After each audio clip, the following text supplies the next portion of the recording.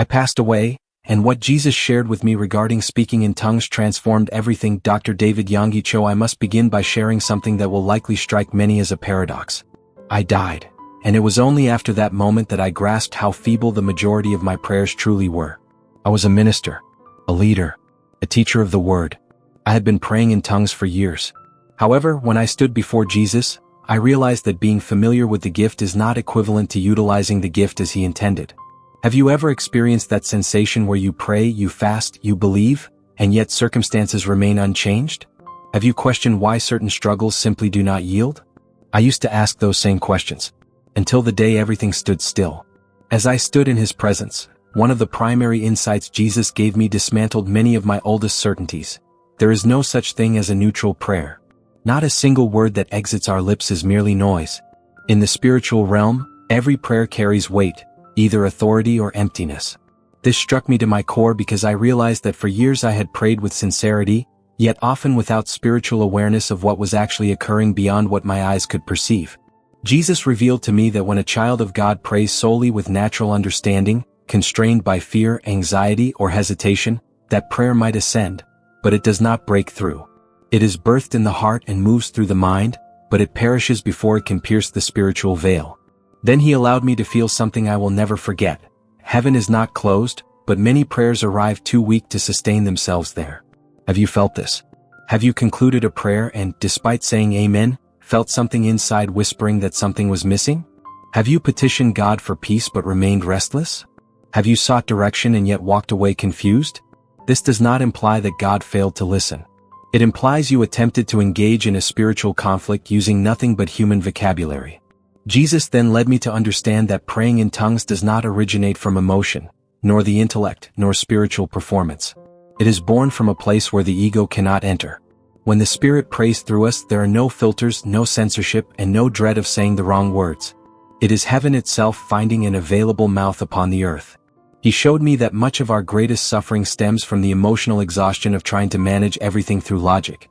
People exist in a state of weariness and overwhelm because they try to resolve deep matters, family, future, health choices, merely by thinking, calculating, and anticipating outcomes. While the mind spins, the spirit remains silent. But when the Spirit takes charge of the prayer, something shifts internally even before it changes externally. I realized then that when someone prays in tongues genuinely, something happens first within the individual. Anxiety begins to retreat. Invisible burdens start to dissolve. The soul finds rest without needing to grasp the reason why. This explains why so many people say they cannot explain it, but after praying that way they felt at peace. They were not at peace because they understood, they were at peace because they were aligned. Jesus helped me see that the enemy does not fear sophisticated speeches, eloquent arguments, or long prayers done out of duty. What truly shifts the spiritual world is when someone surrenders and allows the Spirit to pray what the person cannot yet articulate. It is in that moment that decisions begin to be adjusted, wrong doors close without effort, and deliverances happen without warning. Then a very serious revelation was given to me. Many people are spiritually exhausted not because they pray too little, but because they pray only with their own strength. They try to maintain their spiritual life through discipline, when what God offers is dependence. They try to keep their faith through control, when the Spirit operates through surrender. Jesus made me feel the contrast. When a prayer is born only of man, it carries the weight of man. But when it is born of the Spirit, it carries the rest of God. This is why, even in the midst of turmoil, someone praying in the Spirit can remain steadfast while others crumble inside. At that moment, it became very clear to me, praying in tongues is not an escape from reality, it is facing reality from the perspective of heaven. It is allowing God to organize what the human mind can only complicate. That is why, before any external shift, the transformation starts within. Heaven does not begin by changing circumstances. It begins by aligning the Spirit. There, before Jesus, I understood that many answers we seek do not come as explanations, but as internal strengthening. This strengthening occurs when prayer stops being mere speech and becomes a flow. When we stop trying to lead God and start being led by Him. As Jesus continued to guide me in that place, He did not explain things with ordinary words. He showed me. And what I witnessed completely altered my understanding of prayer, spiritual warfare, and even human suffering. I saw that a war is happening constantly, even when you are heading to work, even when you are trying to sleep, even when you think everything is normal. Nothing is neutral. Not even silence. I viewed the spiritual world as a battlefield in full activity. It was not disorganized chaos but strategy. And there, in the midst of that invisible reality, Jesus showed me the gift of tongues not as something symbolic, but as a real, living, and precise weapon. It was not noise. It was not repetition. It was intervention. Every time a child of God prayed in tongues with a surrendered heart, something happened immediately. Not later. Not if it happened to be the will. The prayer entered as a decree perfectly aligned with the Father's will. Shackles that no one saw were shattered. Plans being orchestrated against entire families were aborted before they could manifest. Situations began to shift without the person understanding the reason. This reminded me of something common to almost everyone. How many times do you only realize you were in danger after the danger has passed? How many times did something almost happen but for some reason, it did not? How many times did you change your mind at the last second and later realize that saved you from something serious? In the spiritual world, these are not coincidences. These are battles won before they reach the visible plane. Jesus helped me understand that praying in tongues works preventatively. While many only pray when the problem erupts, the Spirit prays before the explosion. While the mind reacts, the Spirit anticipates. That is why so many people live their lives putting out emotional, financial, and family fires, always tired and spiritually behind. They are fighting only at the moment of crisis, when many battles could have already been won in the invisible. I saw something that left a deep mark on me. I saw an ordinary mother without a microphone or a title, praying in tongues simply and almost silently while doing daily chores. Every word released shifted spiritual forces attempting to surround her son's future. She did not know the details. She did not know the dangers. But the Spirit knew. And that was enough. Then I saw a man going to work, seemingly ordinary, worried about bills and deadlines and workplace pressure. He prayed in tongues inside his car, without exaggerated emotion, just surrender. I saw spiritual structures of oppression being dismantled in that environment before he even arrived. Conflicts that were going to happen did not occur. Unjust decisions were reversed without logical explanation. He never knew exactly what was avoided, but it was avoided. Then Jesus showed me something that confronted me deeply. The enemy does not react to our opinions, our logic, or our indignation. He reacts to spiritual authority. And spiritual authority does not come from volume or a title or time spent in a church. It flows when the Spirit takes over the prayer. This explains why so many people talk a lot, argue a lot, post a lot, and take many stands, but remain spiritually vulnerable. They try to win spiritual battles with natural tools. But when someone prays in tongues, they are not negotiating, they are not arguing, and they are not trying to convince. They are executing the will of God without needing to understand it fully. Jesus made me realize that Paul did not speak in tongues more than everyone else out of exaggerated devotion, but for spiritual survival. He lived under constant attack and real persecution. The weapon that kept him standing was not just biblical knowledge, but prayer that bypassed human understanding. It became clear to me there, many defeats we label as the will of God are, in fact, battles that were never fought in the Spirit. Many losses we accept as normal could have been avoided if someone had prayed before, not after. And many people are exhausted because they are trying to overcome alone what can only be conquered in partnership with the Spirit. When Jesus showed me this, I felt a weight of responsibility. Because this is not about mysticism or spiritual exaggeration. It is about understanding that God has already provided weapons that many allow to rust. Meanwhile, they continue to struggle with human strength against problems that demand spiritual authority. I understood then, when someone prays in tongues, they are not just seeking personal relief. They are interfering in realities that have not even reached the visible plane yet. They are changing trajectories. They are protecting futures. They are winning wars that will never appear in the headlines, precisely because they were won in the invisible. After this, Jesus showed me something that had no glory at all. There was no fire, no ecstasy, no triumph. There was sadness. A deep, heavy sadness, almost impossible to describe. I saw something that hurt me more than any attack from the enemy. I saw sincere people, confused. And I saw others far too confident, deceived. He took me to an environment that seemed familiar. A religious gathering. Beautiful worship, correct words, known gestures. People speaking in tongues. And yet, something was terribly wrong. In the spiritual world, nothing moved. No answer. No reaction. No authority. It was noise without weight. Movement without life. Then I heard the voice of Jesus, not harsh but sorrowful. A pain that did not come from judgment but from disappointment. They speak, but they do not flow. They use their lips, but their heart is not surrendered. At that moment, I understood something many do not want to accept. Not every tongue spoken is spiritual, even within the church. Some are born of imitation. Others from the fear of being left out. Others from the pressure of the environment. People learn sounds, repeat patterns, and copy behaviors, but they never truly surrender. This is extremely dangerous because it creates a false sense of spirituality. The person thinks they are full when they are actually empty. They think they are protected when they are exposed. Jesus showed me that the enemy prefers a confused church 1,000 times more than a persecuted church. Because confusion paralyzes. Confusion generates fear. Confusion makes sincere people reject what is true because of what was falsified. How many people do you know who say this is not for me, not because they sought God, but because they saw exaggerations, excesses, and performances? I saw something even more grave. I saw leaders encouraging people to try to force it to make any sound. As if the Holy Spirit needed human help to manifest. Jesus made one thing very clear to me: the Spirit is never produced by the flesh. When there is human effort to manufacture a spiritual experience, heaven goes silent. This explains why so many people live spiritually frustrated lives. They tried. They labored.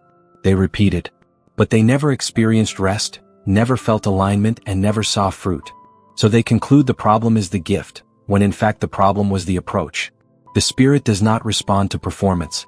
He responds to surrender. Jesus also showed me the other extreme. People who reject the gift entirely out of fear. Fear of appearing strange. Fear of making a mistake. Fear of what others will think. Fear of being deceived. And that fear, silent and polite, also paralyzes. People prefer to live spiritually limited rather than appear vulnerable before God. Then something confronted me deeply. The greatest triumph of the enemy is not creating fakes, but making the true ones give up because of them. When the false is exposed, many throw everything away. The result is an entire generation living only on the level of reason, trying to explain what can only be experienced. Jesus showed me that the criterion was never the sound, never the intensity, and never the outward appearance. The criterion always was, and always will be, the fruit. Where the Spirit prays, lives change. Where the Spirit prays, character is refined. Where the Spirit prays, the person becomes more sensitive, more humble, and more obedient, not more proud. I understood something there that made me tremble inside. There are people extremely confident in their spirituality who will be surprised. And there are insecure, silent, almost invisible people who are much more aligned with heaven than they imagine. Because God does not respond to outward confidence. He responds to inward truth. Jesus did not show me this to create fear, but to call for purity. Purity of motivation. Purity of intention. Purity of heart. The true gift never points to the speaker.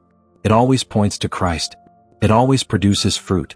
It always generates real transformation, starting from the inside out. At that moment, I felt the weight of this revelation. It is not enough to speak. It is not enough to know. It is not enough to attend. One must be true before God, even if that means admitting we do not know yet, that we are still afraid, that we still need to learn how to surrender. Because in the kingdom, authenticity always precedes power. After that, Jesus showed me something completely different. It was not a church setting, nor a large gathering, nor an extraordinary moment in human eyes. It was the everyday, the common routine. Simple people living ordinary days. And it was exactly there that I understood where this gift reveals its most consistent strength. I saw people waking up tired, dealing with pressure at work, overdue bills, family conflicts, and difficult decisions. Nothing spectacular. Nothing overly spiritualized. And yet, these people carried an inner stability that did not match their external circumstances. It was not a denial of reality. It was internal fortitude. Jesus helped me perceive that the greatest impact of praying in tongues does not start outside. It starts inside. Before changing situations, it reorganizes the person's interior. The mind slows down. The heart aligns. Emotions that once dominated begin to lose their grip. Not because the problems vanished, but because the person stopped facing them alone. How many people today live emotionally exhausted? Statistically, most people live with constant anxiety, a sense of overwhelm, and difficulty making clear decisions. The most curious thing is that many try to resolve this only with mental effort, thinking more, planning more, controlling more. But I saw that those who prayed in the Spirit regularly carried something rare, silent clarity. Jesus showed me someone praying in tongues every day, not for hours, not with a show, but with consistency. And that person made better decisions without knowing how to explain why. They avoided conflicts that previously would have been inevitable. They noticed warning signs earlier. They had the sensitivity to say no when they previously would have said yes out of fear. The Spirit was adjusting the interior before the mistake could happen. This explains something many have felt but never knew how to name. Have you ever had a strange peace before a difficult decision? Have you ever changed your route without knowing why and later realized it was a deliverance? Have you ever felt you should not go somewhere, do a deal, or insist on something, and you obeyed without understanding? That discernment is not born of chance. It is born of a sensitive spirit. Jesus showed me that praying in tongues creates a kind of continuous intimacy. It is not an event. It is a state. The person begins to perceive the world with more depth. Less reactivity, more discernment. Less impulsiveness, more firmness. This does not make someone perfect. It makes them aligned. And something very important became clear. Those who pray in the Spirit with consistency do not become more spiritualized in a religious sense. They become more human in a healthy sense. More balanced. More present. More emotionally stable. Research on spirituality and well-being shows that regular spiritual practices reduce chronic stress levels, increase emotional resilience, and strengthen the sense of purpose. I saw this happening in a vivid, practical, daily way. Jesus also showed me that many people give up too soon because they expect to feel something extraordinary every day. But the greatest miracle is not feeling a shiver, it is noticing that you have changed, that you react differently, that you think differently, that you suffer less with things that used to destroy you inside. Then he helped me understand something very simple and very profound.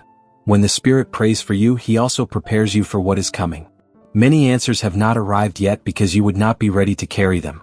But while you pray in the Spirit, something inside you is being strengthened to sustain what God has already decided to release. The result is not a life without problems. It is a life with enough internal structure to go through them. This is why some people face crises and do not break, while others break even before the crisis arrives. It is not emotional strength. It is spiritual alignment. There I understood that this gift was not given only for moments of intense warfare, but for the day-to-day, to sustain the mind, to guard the heart, to maintain sensitivity, to live with more awareness of God's presence in the midst of common routine. And Jesus made one thing very clear to me: those who learn to live this way do not depend on spiritual peaks. They live in consistency. And when the storm comes, because it always comes, that person does not need to run to get strong. They are already strong, because they let the Spirit pray for them when everything still seemed normal. Before moving forward, I want you to hold on to a single point, the most important of everything said so far, because if you understand this, everything else begins to make sense. The gift is not about speaking. It is about surrendering. Nothing I have shared is intended to impress, confuse, or create a new religious layer. Everything revolves around this. When you allow the Spirit to lead, you stop fighting alone. Prayer stops being an effort and becomes alignment. Faith stops being a weight and becomes a support. And spiritual life stops being a theory and becomes something alive, practical, and daily. If this content spoke to you at any level, whether confronting you, bringing clarity, or awakening something dormant, that is not by accident. It means there is one more step for you to climb. And in the next video we are going to climb that step together. One more step. One more level of understanding. A real advancement so that you become 1% better, more aware, and more aligned than you are right now. Before I go, I want to truly thank you for being here, for investing your time, attention, and heart. If this content helped you, it is worth helping the channel as well. By leaving your like, commenting, and sharing, this strengthens this message and helps it reach more people who also need to hear this. And if you want to go further, to become part of this community in a closer way, the channel subscription gives you priority on videos, exclusive content, and more direct access to everything we are building here together. It is a way to walk closer with depth and consistency. For example, a monthly support of about $5.99 can help us reach many more souls. I expect to see you in the next video. Because this is not about watching just another piece of content. It is about continuing to move forward. As it says in Matthew chapter 6 verse 33, "Seek first the kingdom of God." I will see you at 8 o'clock tomorrow morning.